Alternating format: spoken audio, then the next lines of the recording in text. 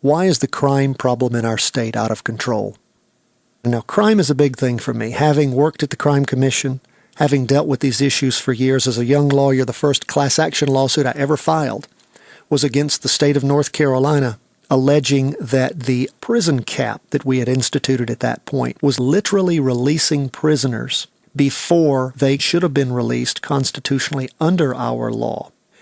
And I represented the victims, some of them family members since they had been murdered, people who had been raped, robbed, abused, you name it, by criminals who still should have been in jail under our law, but for an unconstitutional prison cap that was passed. We fought that. We got rid of predicating the amount of time you go to jail based upon how much space we have, not upon how bad your crime was. What we said is, well, if we're only going to send them a month for every year, let's just move it all down to just a month. We're just going to redraw a grid. And if we think, hey, all we've got space for is a month for somebody doing this crime, then just make it a month. Well, folks, I don't agree with that. If you do bad things and we think you should go to jail for 5 years for that, North Carolina should have the prison space to put you in jail for 5 years, not for 5 months or for 30 days.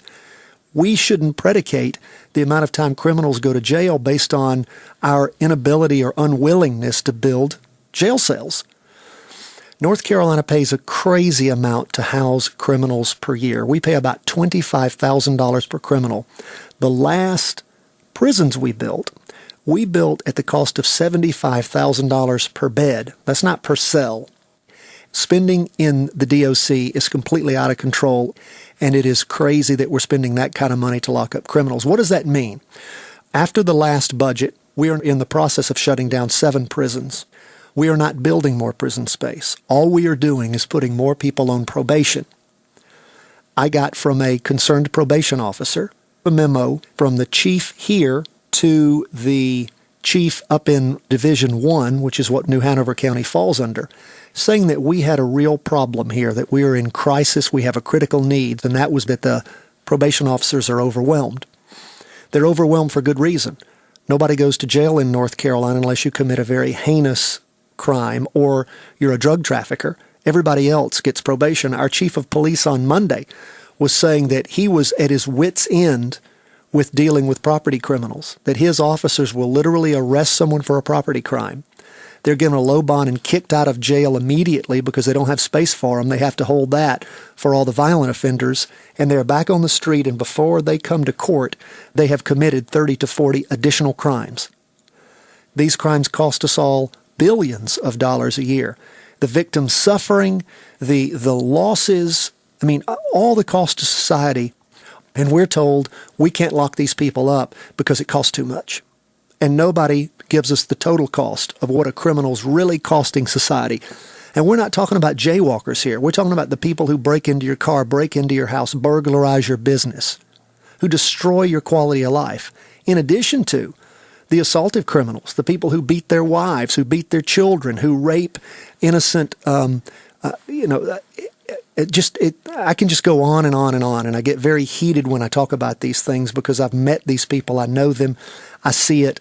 I'm in court every day. I see the same people dragged in and out. And there's really just one reason for it.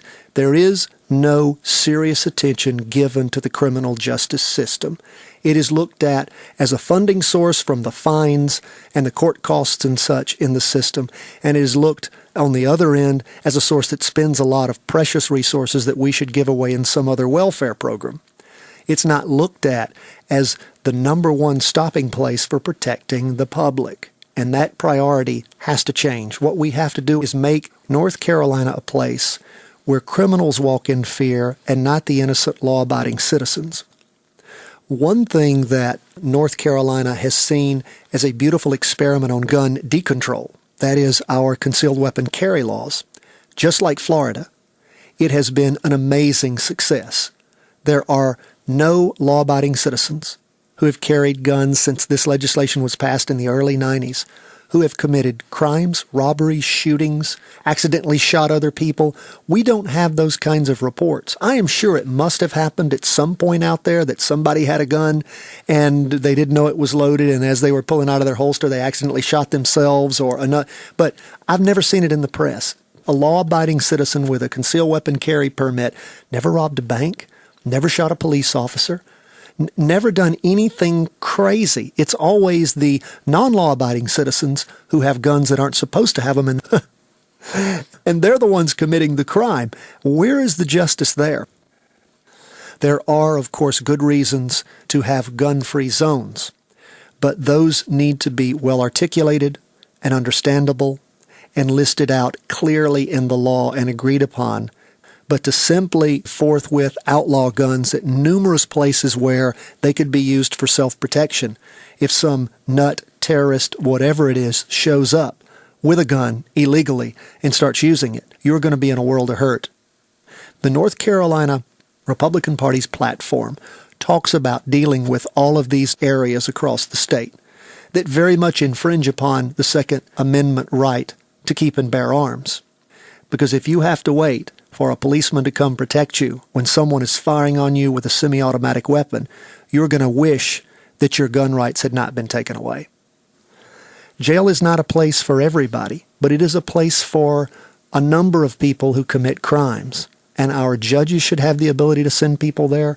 Our prosecutors should know that when they're convicted, they're going there. And the public should be able to sleep safely at night knowing the bad guys and girls are locked up and away from them. And that is not the state of the law and the criminal justice system in North Carolina. And I will help to change that.